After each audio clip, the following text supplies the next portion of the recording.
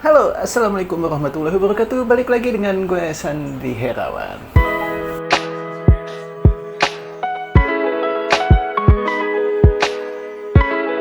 Oke, jadi ini gue lagi pegang sebuah action cam. Wih, terang banget ya muka gue di action cam. Jadi action camnya apa? Kita langsung lihat dulu aja unboxingnya. Let's go.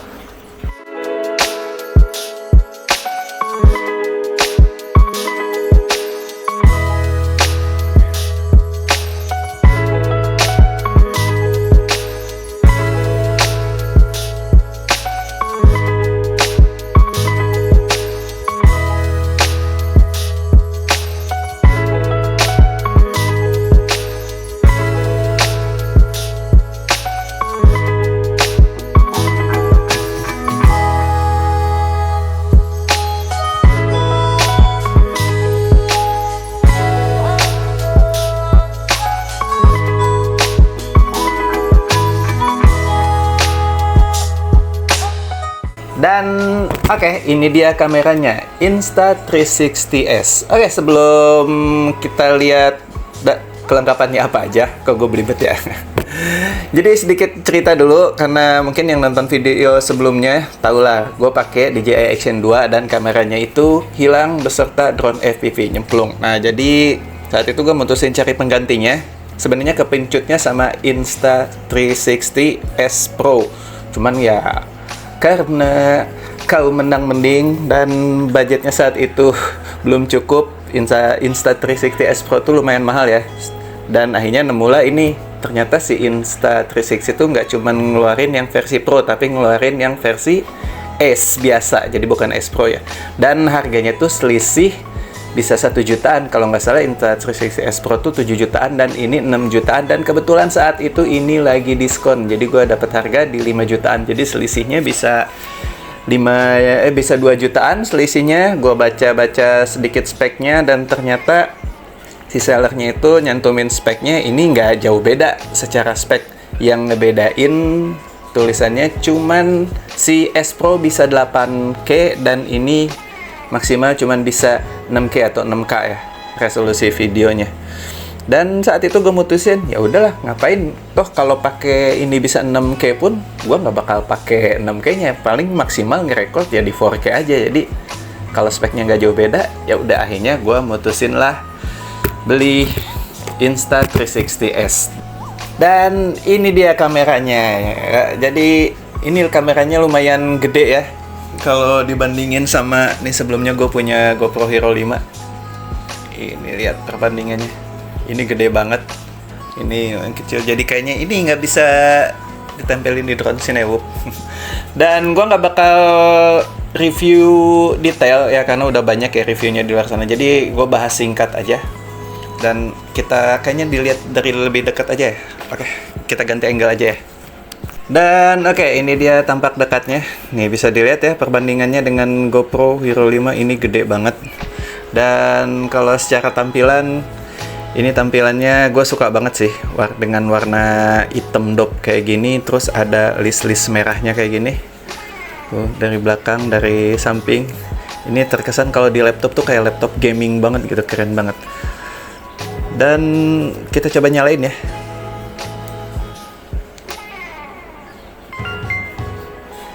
Wih, gokil. Nih, ini layarnya di bagian belakang di sini yang seperti gue bilang tadi, fiturnya itu sama si S Pro tuh nggak jauh beda.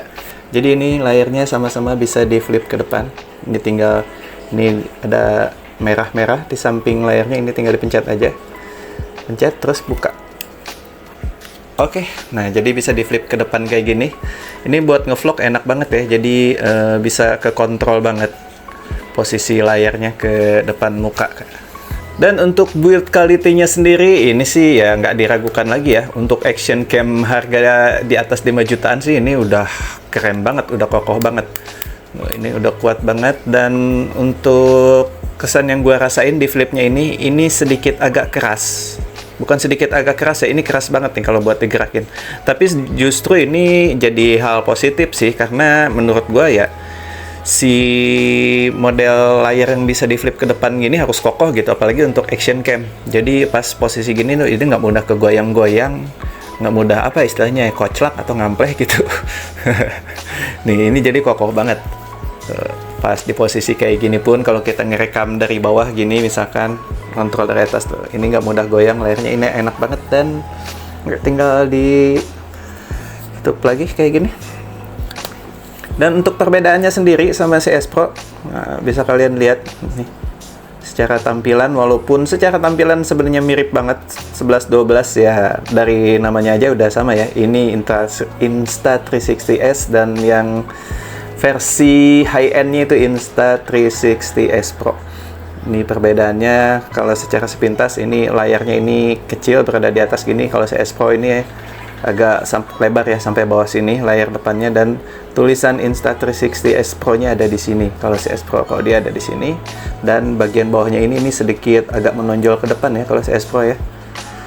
Terus untuk tombol rekamnya ini ada di atas, semuanya hampir sama CS Pro. Ini posisi rekamnya ada di atas ini nih, tombol yang ini. Terus ini buat tombol yang ini ada Q, ini buat mode, buat buka-buka mode. Buat nyalainnya ada di samping sini ya, dan untuk baterainya ada di samping sebelah sini. Ini tinggal didorong aja terus dibuka kayak gini.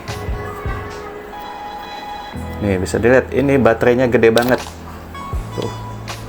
Dan untuk kapasitas baterainya sendiri ini sedikit lebih besar dari S Pro. Kalau S Pro itu setahu gua kalau nggak salah 1600 mAh, ini 1700 mAh baterai Li-ion. Oke, kita masukin lagi.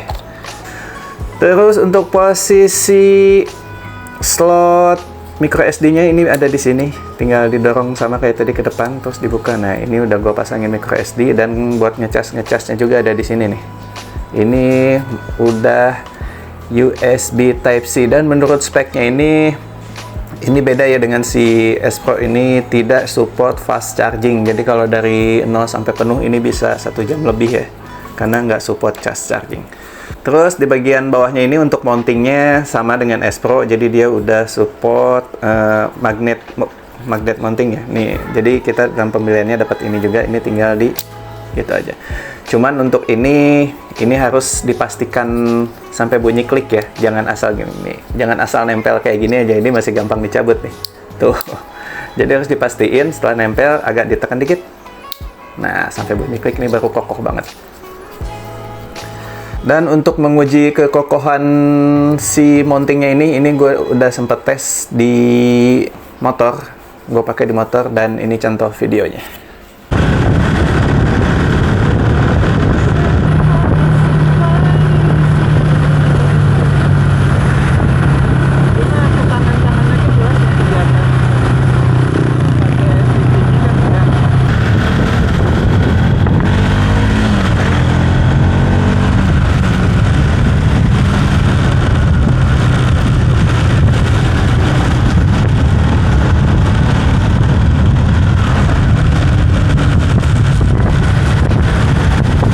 Sorry ya, itu contoh videonya pas emang cuacanya lagi mendung, hujan, gerimis, jadi bukan karena kualitas kameranya yang gelap ya, tapi emang bikin videonya pas saat itu pagi-pagi, mendung juga, hujan, gerimis. Dan untuk fitur-fiturnya sendiri, ini fiturnya mirip banget sama CS Pro tuh. Dia sudah support HDR, cuman sayangnya ini HDR-nya itu kita lihat. Nah, dia HDR-nya bisa diaktifin kalau di resolusi 4K 30 fps, sedangkan kalau 4K 60 fps ini nggak bisa diaktifin ya. Oh ya, si Insta360S ini, gue buka dulu di mana. Nah, ini dia support sampai 6K.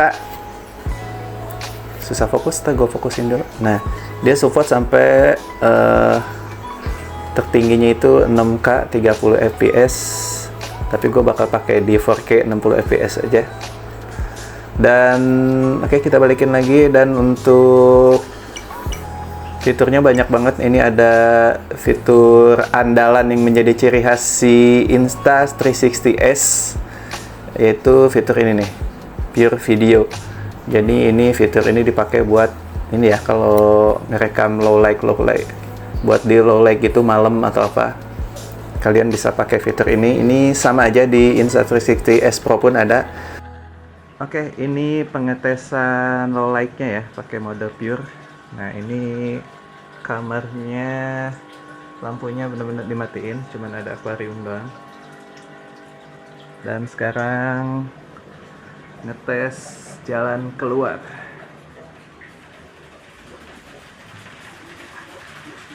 Nah, di luar juga ini lampu mati ya, cuman ngandelin lampu taman. Nah, cahayanya kurang lebih kayak gini. Coba kita cek ke depan.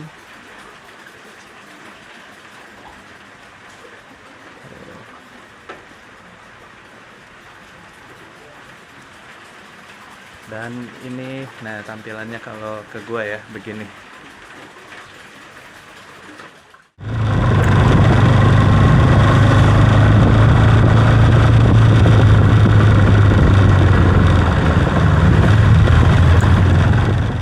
Terus di sini ada, nah ini nih fitur yang menurut gue ini lumayan keren juga. Nama fiturnya itu Free Frame Video. Oke, nah jadi nanti kalian bisa ngerekam dalam mode seperti ini. Nah, di zaman sekarang kan apalagi lagi rame-ramenya TikTok, Reel. Nah, jadi kalau kalian ngerekam seperti ini, kalau kalian pengen bikin buat Reel, ini tinggal ambil angle yang ininya aja, yang berdirinya. Kalau mau buat konten di YouTube atau apa, ini tinggal diambil landscape-nya aja. Jadi tanpa banyak nge-crop gambar ya. Jadi hasilnya pun bakal tetap maksimal kalau pakai mode ini. Terus fiturnya ada apa lagi? Ini ada time shift, gue nggak tahu, gue belum tes. Terus ada time lapse, ya seperti action cam pada umumnya ya. Zaman sekarang udah ada time lapse. Terus ada loop recording, ada slow mo, dan slow mo-nya ini support 4K 120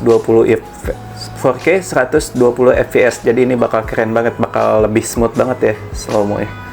Terus ada star lapse. Star lapse ini terang banget, kayaknya ini buat moto bintang kali ya, atau videoin bintang, gua nggak tahu. Ini soalnya begitu diaktifin ini langsung jadi terang banget. Terus ada burst foto dan lain-lainnya, ini banyak lah. Oh ya, dan untuk resolusi fotonya sendiri ini support di 36 megapiksel.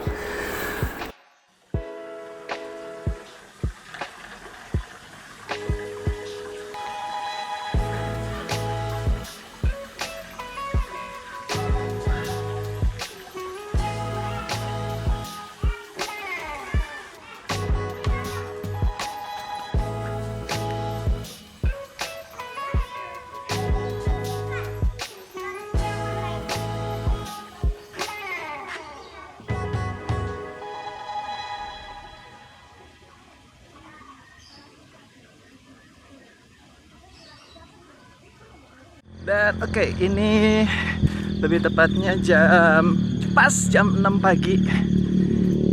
Sekali lagi gue ngetes ini gimana kestabilannya kalau gue bawa jogging. Dan gimana ini suaranya, kualitas suaranya.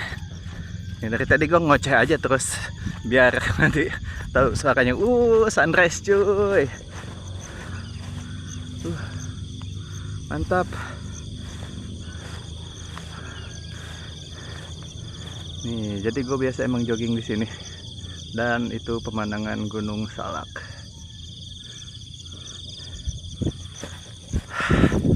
Gokil. Dan oke, itu tadi sampel-sampel video yang udah sempat gue ambil pakai Insta360S. Secara overall sih gue lumayan puas dengan kamera ini, karena ya fitur-fiturnya ini sama banget dengan si S Pro. Cuman kecewanya sebenarnya bukan pada si kameranya ya, bukan pada action cam ya, tapi pada sellernya yang nyantumin speknya, perbandingan speknya dengan S Pro itu kurang lengkap atau kurang detail. Dia nyantumin bedanya cuman ini support 6K, sedangkan si S Pro support 8K.